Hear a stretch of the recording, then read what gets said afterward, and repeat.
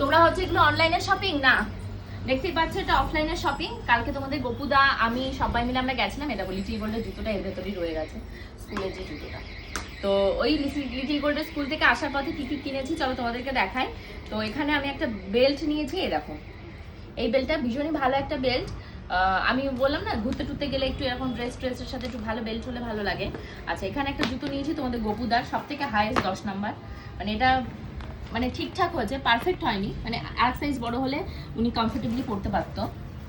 আর এখানে নিয়েছি আর এক পিস জুতো, ব্ল্যাক নিয়েছি। পূজা আবার দেখে বলছে যে এই ব্ল্যাক তো মানে লিটিল গোল্ডের বাবা, মানে বুঝতে পারছো তো, ধুলোর ভেতরে গড়াগড়ি খায় রাস্তায়, ধুলো যেখানে থাকে সেখানে গিয়ে পাটাকে লাফালাফি ঝাপাঝাপি করে।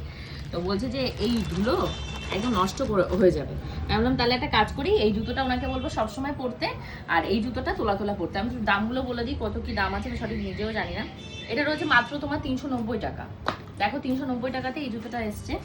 আর এটার দাম কি লেখা আছে? না, এটার মনে হচ্ছে দাম লেখা নেই, না আছে, এটারও দাম লেখা আছে। এটার দাম রয়েছে তোমাদের 350।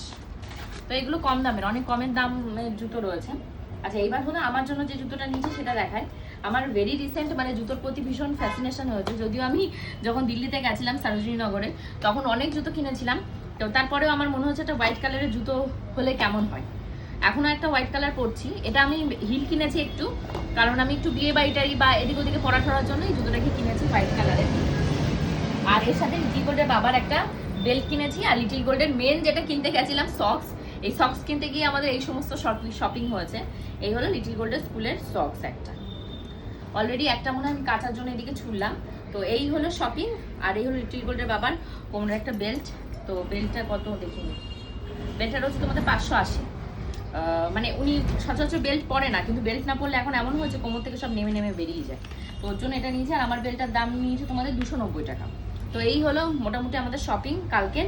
আর এখান থেকে একটা হাওয়াই চপ্পল মানে স্লিপার মাকে আমি গিফট করেছি। মা ঘরে পড়া জুতোটা মার দেখলাম আগেরবারও ওটাও আমার গিফট করা, ওটাও শ্রীদার্স থেকেই কেনা।